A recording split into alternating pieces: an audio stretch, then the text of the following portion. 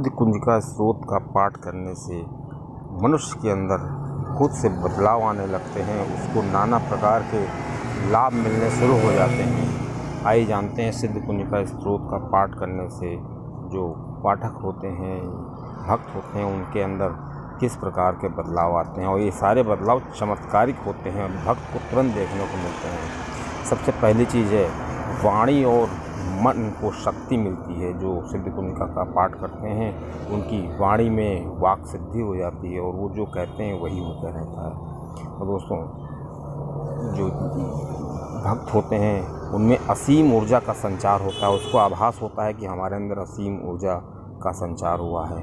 और ऐसे भक्त जो होते हैं वो हर स्थिति में रह सकते हैं, मतलब उनको किसी भी स्थिति में रखें, अगर जो उनके पास पैसे हैं या नहीं हैं या जिस हालात में वो रहना चाहते हैं रह सकते हैं। और सबसे बड़ी चीज़ है, जो ग्रह स्थिति अगर ख़राब होती है तो ग्रह स्थिति कोई भी परिवर्तन नहीं कर पाती। यहाँ तक कि जो बुध ग्रह होता है उसके लिए सबसे अच्छा जो माध्यम बताया गया है कुंजिका स्रोत का माध्यम बताया गया, उसका पाठ करना चाहिए। इससे जो पाठक होते हैं उनकी धन समृद्धि में बढ़ोतरी होती है, धन उनका बढ़ता है।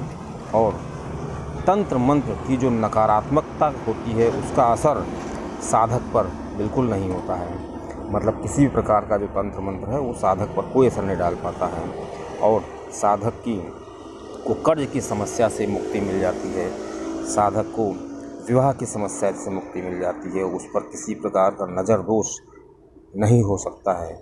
और जो साधक होते हैं उनके लिए बहुत फ़ायदेमंद होता है जो कम्युनिकेट नहीं कर पाते हैं, जिनके अंदर बुद्धि की कमी होती है और किसी प्रकार के मारण, मोहन, स्तंभन और उच्चाटन वो ये सिद्ध कुंजिका स्रोत सिद्ध करता है।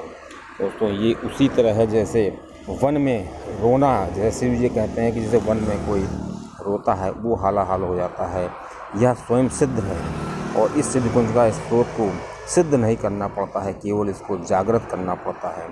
और सामान्य बाधाओं को ये समाप्त करने वाला होता है, शत्रुओं का दमन करने वाला होता है। और इसको करने के बाद कुछ और करने की आवश्यकता नहीं रह जाती है और जीवन में आने वाली हर प्रकार की बाधा समाप्त हो जाती है और साधक को समाज में मान सम्मान की वृद्धि होती है। और वो इस चीज़ को अनुभव भी करता है कि वो जो कहता है वो लोग उसकी बातों को ध्यान से सुनते हैं, कोई भी उसकी बातों को हल्के में नहीं लेता है। और कभी भी सिद्ध कुंजिका स्रोत का पाठ जो है दूसरों की भलाई के लिए करना चाहिए, दूसरों की बुराई के लिए कभी भी ये पाठ नहीं करना चाहिए। दोस्तों, दुर्गा सप्तशती की जो शक्तियाँ होती हैं वो इसमें होती हैं। अगर कोई दुर्गा सप्तशती का पाठ पूरा नहीं कर सकता है क्योंकि उसमें 2-3 घंटे का समय लगता है, तो साधक जो है वो सिद्ध कुंजिका स्रोत का पाठ कर सकता है।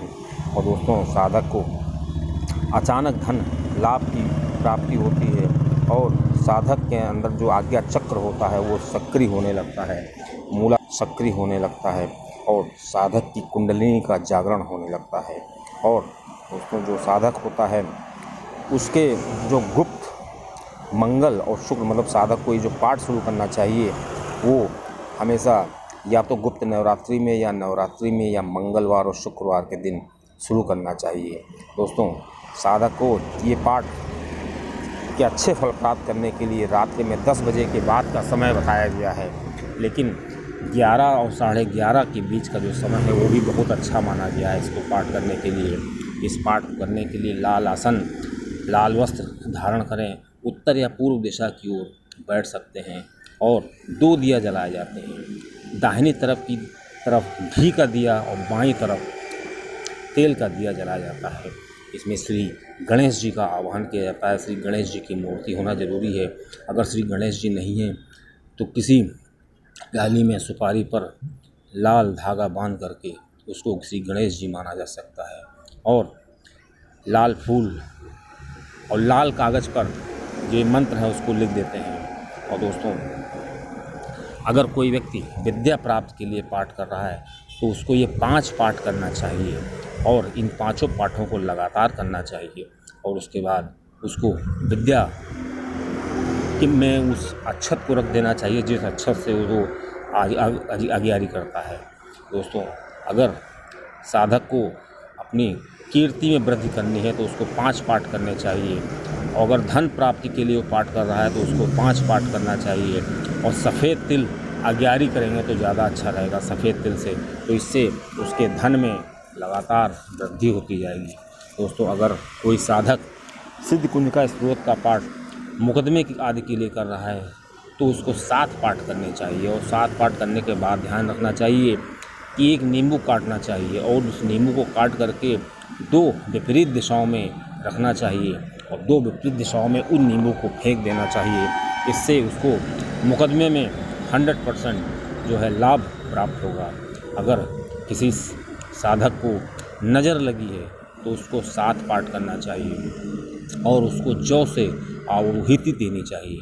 अगर किसी साधक को कर्ज लेना है और कर्ज देना है, दोनों स्थिति में उसको 7 पाठ करने चाहिए और जौ से आहुति देने के बाद उस कर्ज लेने वाला या कर्ज देने वाले का चेहरा सामने आना चाहिए और उसको याद करना चाहिए।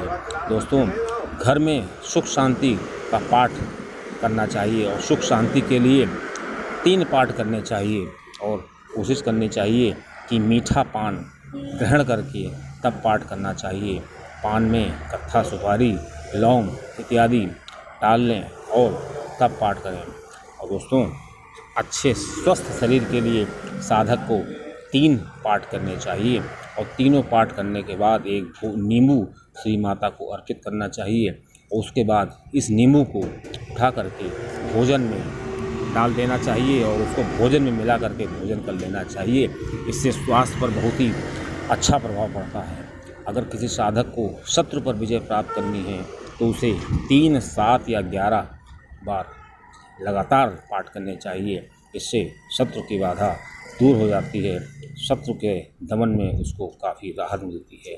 अगर किसी साधक को रोज़गार चाहिए तो रोज़गार के लिए उसको 3, 5 और 7 पाठ करने चाहिए और एक सुपारी लेनी चाहिए और सुपारी को अपने ऊपर से उतार लेना चाहिए और उस सुपारी को उठा करके अपने पास रख लेना चाहिए, जिससे कि साधक को रोज़गार मिलने में बहुत ही आसानी होती है।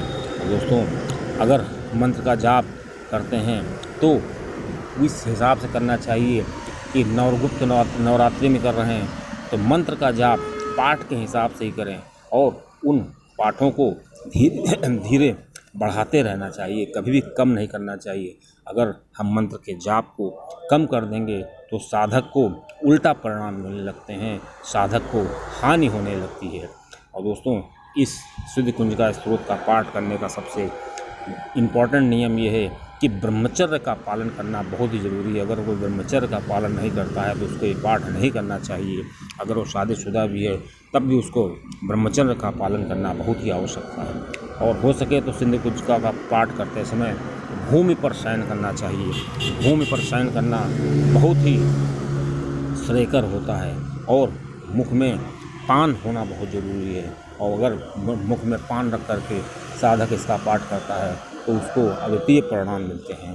दोस्तों, इस प्रकार कहा जा सकता है कि सिद्ध कुंजिका स्त्रोत का पाठ कोई चमत्कार से कम नहीं है, क्योंकि ये विशेष परिस्थितियों में श्री शिव जी ने पार्वती जी को एक विशेष संवाद के रूप में सुनाया।